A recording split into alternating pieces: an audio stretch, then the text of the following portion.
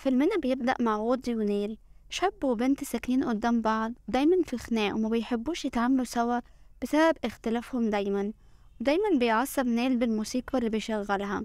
وبيكون حلم نيل إنها تروح جامعة ييل، وبيجيلها جواب إن عندها مقابلة الأسبوع الجاي، وبتكون مبسوطة جدا إنها هتحقق حلمها، وبتكون في طريقها للمدرسة وبيكون وودي في عربية صديقه، وبيعدوا على مية وبيغرقوها وبيبوظوا شكلها.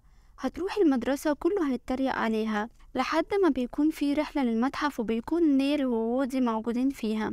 وبيتكلم مدرس التاريخ عن تمثال كان إله السحر زمان، وعنده مراية في جسمه اسمها المراية التخانية، وعنده القدرة إنه يغير شكله بمنتهى السهولة. وهيتم تقسيم الطلاب إلى مجموعات، وهيكون نيل ووودي مجموعة لوحدهم. هيكونوا واقفين قدام إله السحر وبيتخانقوا، وهيطلع عليهم دخان من التمثال، وكل واحد هيمشي وهيروح بيته. وبالليل وهم نايمين كل واحد روحه بتتبدل في جسم التاني، نيل بيبقى في جسم وودي، وودي بتبقى في جسم نيل، وبيصحوا ويصرخوا في وش بعض، وبيقولوا لبعض إنهم لازم يتقابلوا. وبتنزل نيل اللي هي بقيت وودي، وبتفطر مع والدتها بسرعة عشان تنزل تشوف وودي اللي هو بقى نيل دلوقتي. هيلاقي أهله عاملين لحمة بيفطروا بيها، هيفطر بالعافية عشان ينزل بسرعة. ويروح وودي مع صديقه المدرسة، ونيل كالعادة بتروح مشي. وأول لما نيل هتشوف وودي هيتخانقوا، وودي هيعيط في المدرسة، وهتبتدي نيل تهديه لأن كده وودي هو اللي بيعيط قدام الناس مش هي.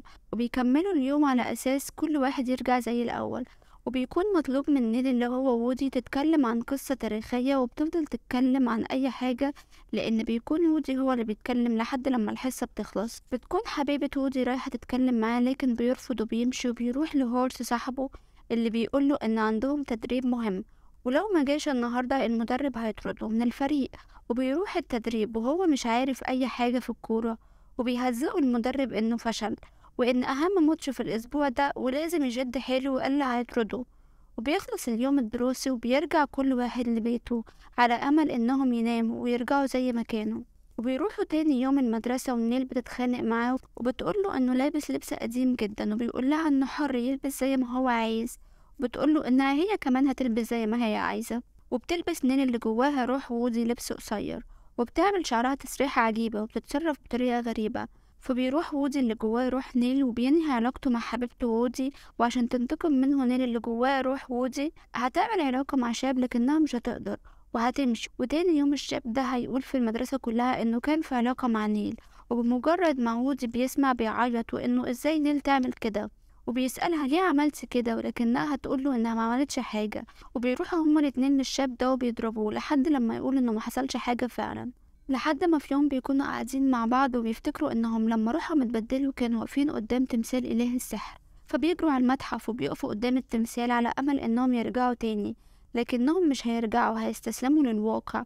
وهيقرروا كل واحد يساعد التاني، زي نيل هتساعد وودي في تدريباته، وهو هيساعدها في مذاكرة عشان تعدي من جامعة يال عشان تنجح فيها. وفي آخر اليوم هيذاكر لها وهي هتعلمه يلعب كورة ازاي. وبتدخل نيل لوودي من الشباك وبتقوله انهم يروحوا حفلة التخرج سوا.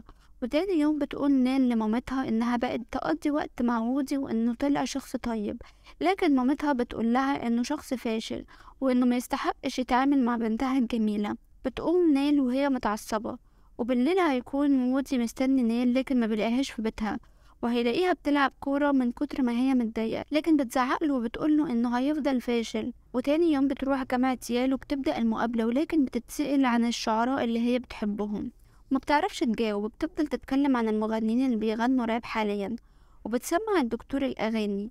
وأول لما بتخلص المقابلة بتجري تروح تشوف وودي هيعمل ايه في المباراة، وبيكون الفريق خسران بفرق كبير لأن وودي اللي هو نيل قلقان من مقابلة الجامعة. وأول لما بيشوف نيل بتحاول إنه تطمنه وبيجيب أول نقطة، وبيكون وودي هو سبب في إن فريقه يكسب. وبيشوفه مكتشف المواهب، وهيقوله إنه عاوز يتكلم معاه بخصوص مستقبله وإن مستقبله باهر.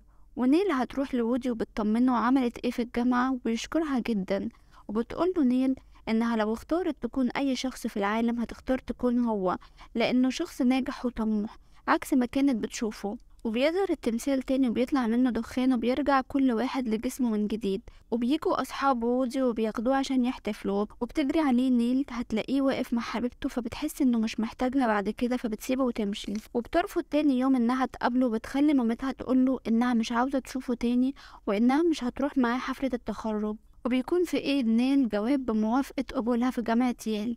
وبيجي يوم التخرج وبيكون وودي مش عاوز يقف مع حبيبته وهيكون مستني نيل، لكن نيل هتكون قاعدة في بيتها ووالدها هيقنعها انها تروح الحفلة كأميرة، وهيكون جايب لها فستان وهيقول لها ان وودي يستاهل فرصة تانية. وبتسمع كلامه وهتروح الحفلة، وهيكون وودي فاز بلقب ملك الحفلة وحبيبته فازت بملكة الحفلة، والمفروض انهم يرقصوا سوا. وقبل ما تبدأ الرقصة هتيجي نيل الحفلة، هيروح لها وودي وهيرمي التاج وهيقول لها انه مش محتاج تاج طول ما هي معاه، وهيخرج بره الحفلة وحبيبته هتتضايق جدا، وهيقول لنيل انه مش عاوز يكون مع حد غيرها وانه طول العمر هيكونوا سوا.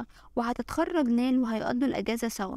لو الفيلم عجبكم ما تنسوش تعملوا لايك وسبسكرايب للقناة عشان تشوفوا كل الافلام الجديدة. اشوفكم الفيلم الجاي.